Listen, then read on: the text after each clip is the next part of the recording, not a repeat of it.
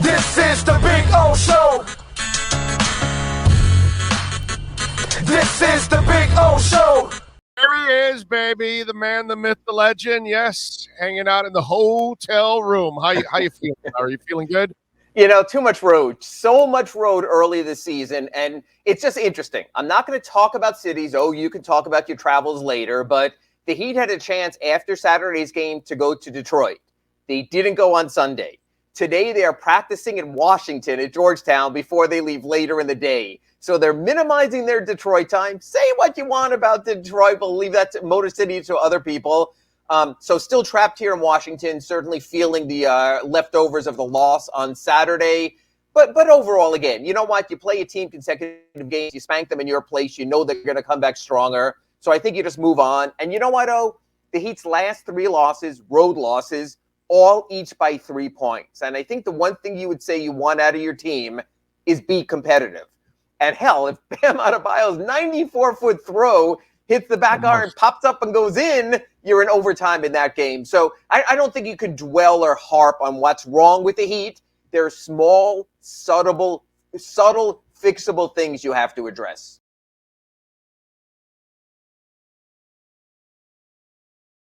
Although, you know, I love Jimmy's fire after the game.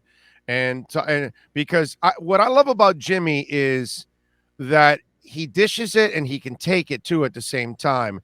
And and what I love is, you know, normally you would have Riley keeping your team on an edge and sending messages through us because that's how it was on the beat. And I remember Eric is not necessarily like that kind of dude. Mm-hmm. And so I, you know, for many years, I've always thought that that's also why you keep UD around, because Eric's not the guy that, rattles cages and all that kind of stuff and rah and all that.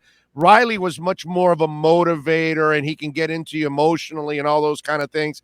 You know, Eric's more cerebral, you know, that's more of what he is. And you need a Butler on this team to kind of keep the team on edge.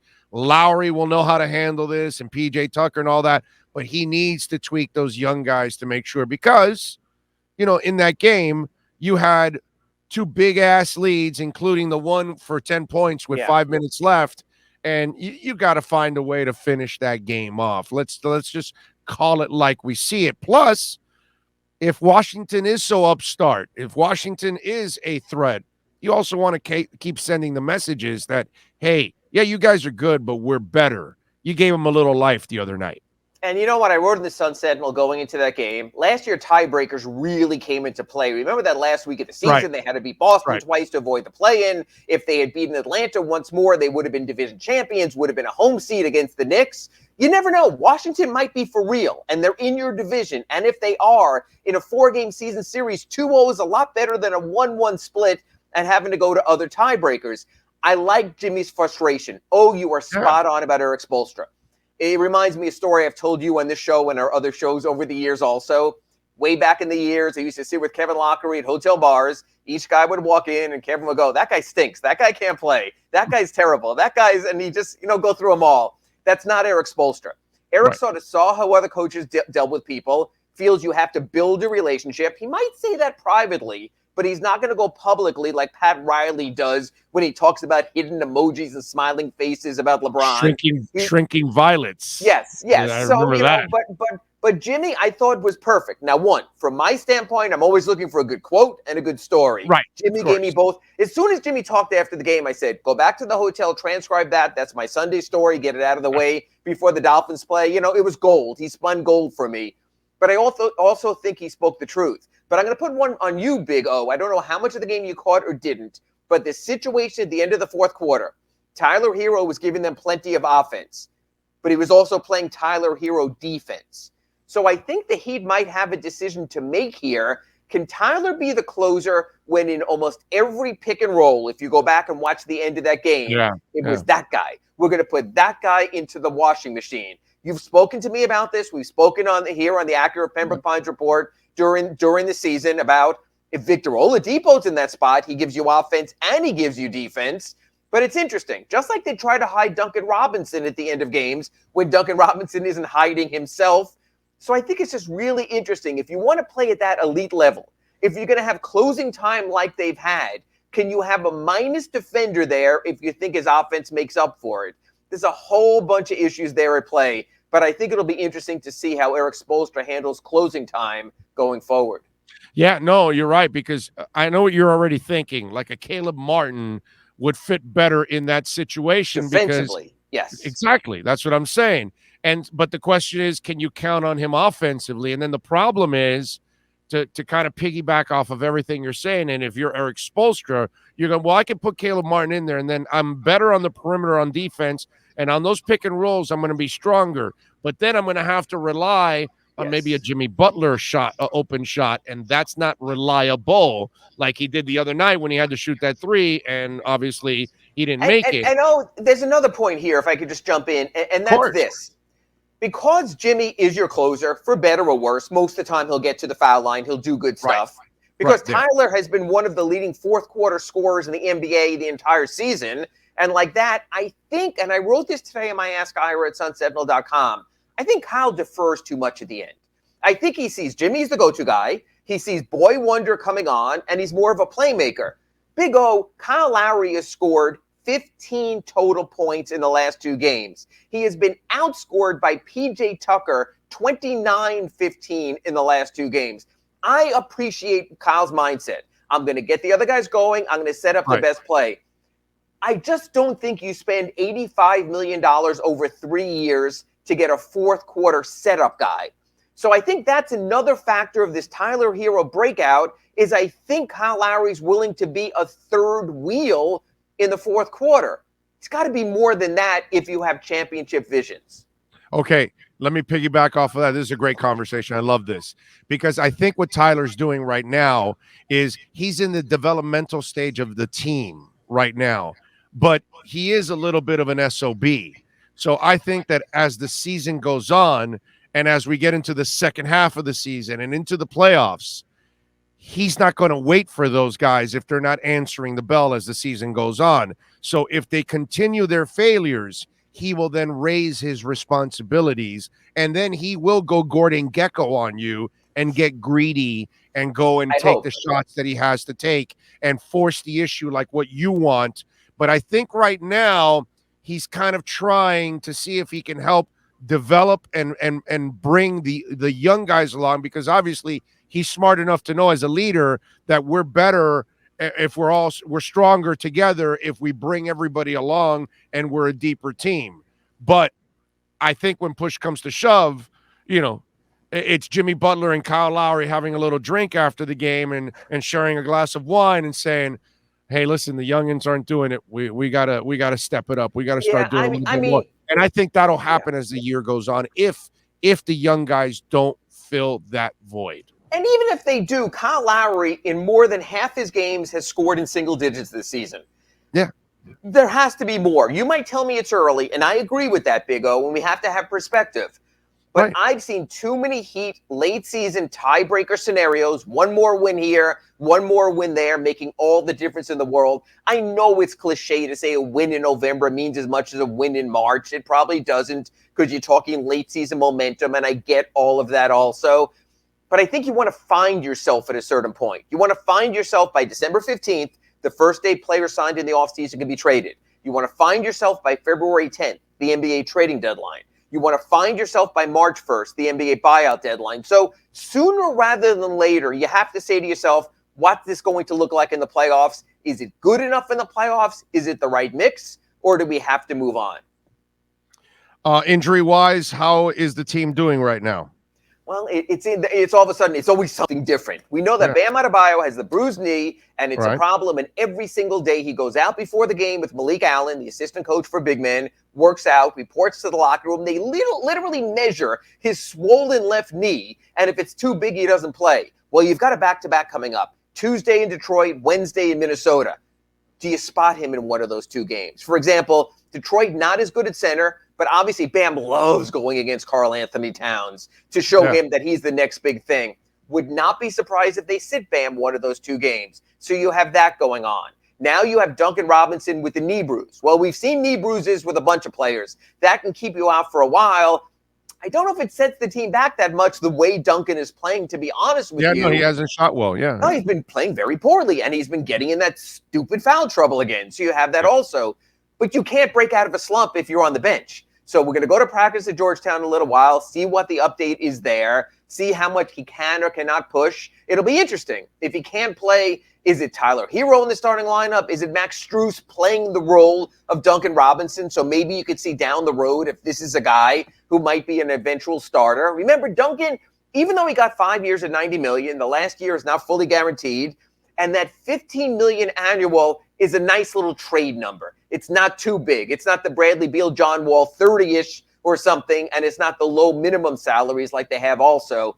So I think Duncan could be their prime trade chip. So maybe this Duncan Robinson injury, if he can't play Big O, you can instead use this to try the Strus, to see if the Strus can get loose as a starter. If you have another option there, maybe you mentioned Caleb Martin before, if he could become that reserve wing that Max Strus is being counted on right now. So I think the Duncan Robinson thing, obviously you want everyone to be healthy, but it's sort of an intriguing situation as well. And why not just say, screw it, bench Bam for a couple weeks here. Let's let his knee completely heal, and then let's get a healthy Bam. And you might be right, Big O, but I don't know if they have a couple of weeks where they are in the standings.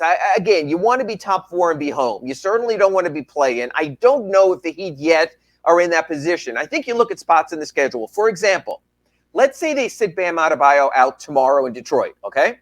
Play him Wednesday in Minnesota. They don't play again till Saturday in Chicago. So what you basically can do is you can give Bam Adebayo an entire week with just one game in Minnesota, and he can rest 6 of the other 7 days. So I think you can sort of spot this schedule also. Most of the time we show up to practice or shoot around and they tell us Bam didn't work today. Good. He's been here long enough. He knows the system. He's cerebral. He can figure out what's going on without doing it at speed on the court. So I think you try to buy 3 days here, 4 days there within the schedule rather than 2 weeks somewhere, because the East, man, if you look at it, there's probably 10, 11, maybe even 12 competitive teams right now. You just never know. You'd like to build a little more schedule equity in that win column if you can.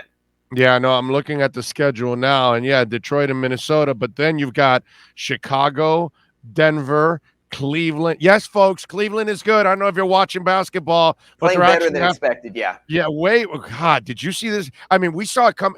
Maybe not this good from Chicago. Like last night, I bet Chicago laid the 4.5 against the Knicks. They had played the night before. The Knicks were on the road, so I figured this was one of those scheduled games. Took advantage of it, but I didn't even expect Chicago to be this good. But man, Cleveland. Well, Cleveland was, but here's the problem with Cleveland. Now, Colin Sexton's out for the season, so I think this is Cleveland's come up, and so probably the Heat's getting them in a better spot. But certainly Chicago on Saturday at the United Center.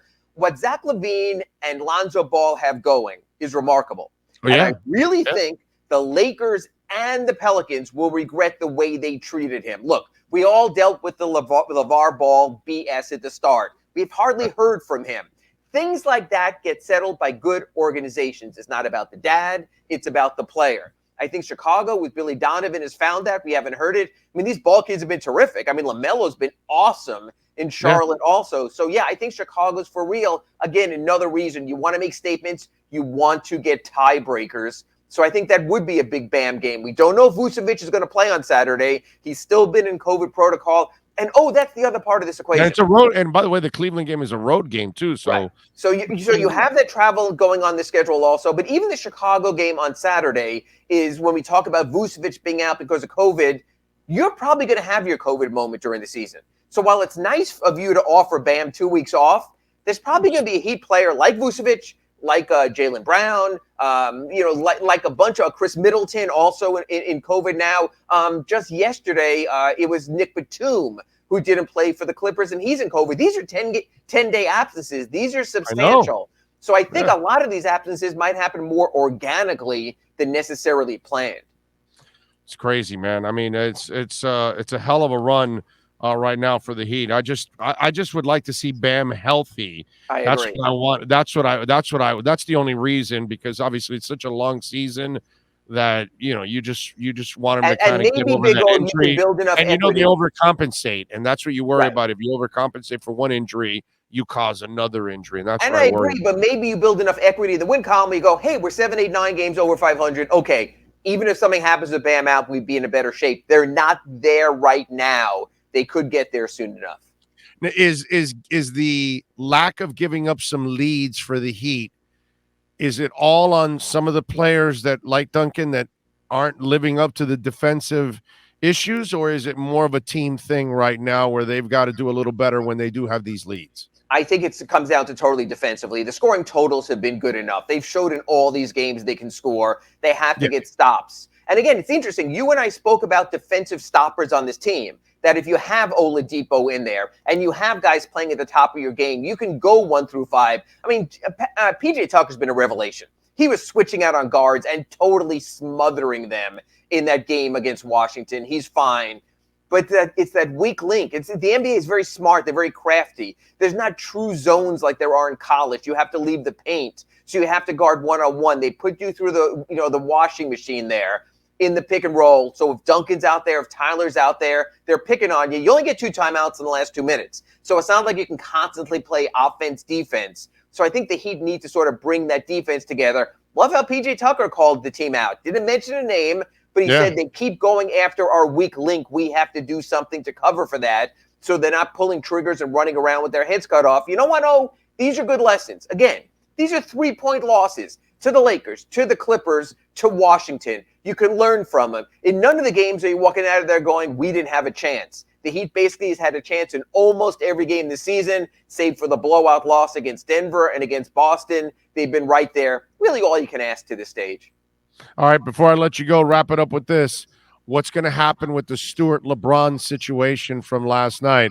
Because my man was bloodied, man, and then he went maniacal.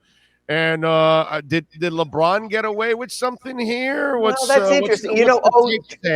Just before you called, I had an NBA scout call me, and I told him I'll call him back a little bit later when I'm done with my priority here, the Big O show and the Acura Pembroke Pines report, and he asked me what I thought. And I said, Stewart has to get multiple games. I mean, I joke with him, multiple weeks. Because, yes, I know when you see your own blood, it changes your outlook. But, man, he just kept going and going. And the NBA security issue. Okay, so you're going to let 5'10", 190-pound assistant coaches, some in their 60s, try to tackle a guy like that? That's like saying the Dolphins are going against old men. Well, there was a center that got behind him finally. Finally they corralled him. Yeah. To me, he gets multiple games. Will not play Tuesday against the Heat. I'm sure that's the way it comes down. LeBron has to get something. Look, I know what happened. LeBron was one of those get-out-of-my-face kind of deals. But it doesn't matter if it's intentional or not. It's the result also. And a hand and something hard to the face that draws significant blood. We'll now see how the league protects its superstars. I would think at least 1 game for LeBron James. It's the right thing to do. You got to send a signal. The league has been letting big physical men play this way all season. I spoke to Quinn Snyder in Utah a week ago and asked him about that while they're doing all these rules, the perimeter guys can't kick out their feet, can't create, pretend fouls. They're legislating that.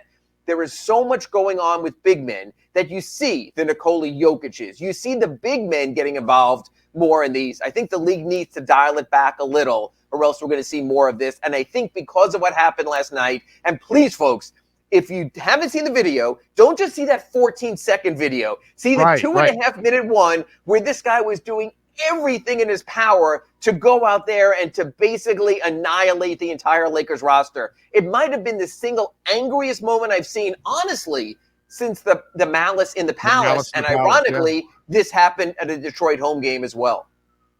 Although Robert Parrish with those 2 forearms on Bill Lambert's face was pretty wicked, dude. But that's also like Kurt Rambis's clothesline. Yeah, that was old to the school. point like, I've had enough of you. But even then, I don't think I've seen anyone with that much. I use the word rage. I think Isaiah Stewart brought rage to an entirely different level. He'll learn from it. But also, please, when you watch the video, look at the guy's face. I mean, this guy was like, Jerry Cooney coming out in the 12th round, or Chuck Wepner, maybe a better example there, with simply nothing left. Look, the guy got to give him credit for the passion, and now he'll be able to marinate on that. for what I expect would be at least a week. Yeah, I'm wondering what LeBron said to him that just like set him completely I off. don't know if it's what he said to him. I think it's the way he hit him, and I don't think Isaiah Stewart realized that LeBron was just trying to do get out of my face guy, and he took it as something far different. But right, you know what? It's like it's like you see in the NFL and especially college with the targeting penalty. A lot of the times guys aren't trying to do that. They're trying to go low. They're trying not to make helmet to helmet. But like the rule says, it doesn't matter what the intent was. It matters what the result was. And the result of what LeBron James's shove, elbow, whatever you want to call it, did was crack a bone near his eye socket and start that flow of blood. That has to be a suspension. Follow him on Twitter at Ira Heatbeat. Catch his exceptional work at the Sun Sentinel. Subscribe, man. Support the local journalists like I do. Ira, as always, thank you, my friend. Stay safe in your travels. We'll talk to you. We got Pallet Rack City. Actually, we got to talk to you right? Wednesday, the Acura Pembroke Pines report. I'm going to get you probably by phone in 13-degree Minnesota at 1 o'clock on Wednesday. And then 9 a.m. on Friday, we'll be joined by Clay Ferraro, do our Pallet Rack City Inside the Paint. So, hey, I might be stuck on the road, but the heat stuff never stops. As long as I'm not as angry as Omar Kelly, who precedes me, it's all good. Thanks, though. It's a beautiful thing. There you go. Ira Winderman. Thank you, Ira. Ira Winderman and the Acura Pembroke Pines Miami Heat and NBA report.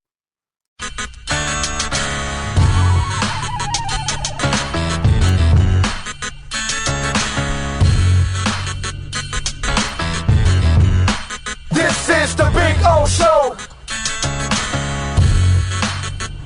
This is the Big O Show.